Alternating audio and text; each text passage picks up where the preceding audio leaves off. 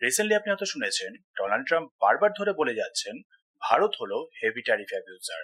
অ্যানাউন্সও করে দিয়েছেন এপ্রিল 2 তারিখ থেকে সব দেশের ওপরই ইম্পোজ করে দেবেন রেসিপ্রোকাল ট্যারিফ।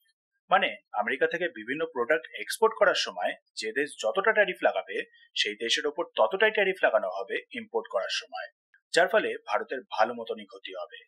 কিন্তু অন্যদিকে বিদেশমন্ত্রী এস জয়শঙ্কর আবার বলছেন ট্রাম্প অ্যাকচুয়ালি বলতে গেলে ভারতের ক্ষেত্রে হবেন অনেকটা লাভদায়ক। কারণটা কি? সবার প্রথমে তো Donald Trump reciprocal tariff announce করে ফেললেও খুব বড় একটা সম্ভাবনা আছে ভারত আর আমেরিকার মধ্যে একটা ট্রেড ডিল সাইন হয়ে যাওয়ার, যার ফলে ট্যারিফের কোনো কথাই উঠবে না।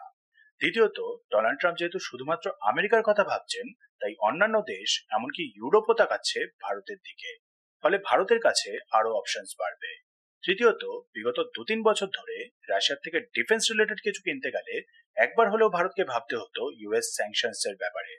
সেখানে বর্তমানে ডোনাল্ড ট্রাম্প ভ্লাদিমির পুতিনের সাপোর্ট করছেন বলে ভারতকে সেটা নিয়ে আর ভাবতে হবে না। চতুর্থত, রাশিয়ার কাছ থেকে অয়েল পারচেস করলে বারবার ভারতকে টার্গেট করতো ইউরোপিয়ান দেশগুলো।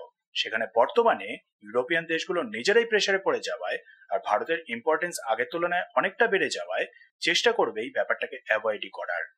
আর সব থেকে ইম্পর্টেন্ট 5 নম্বর হলো, যারা ভারতের ক্ষতি করতে চায় তাদের এগেনস্টে লড়াইয়ে ভারত অনেকটা বলতে গেলে ফ্রি হ্যান্ড পাবে।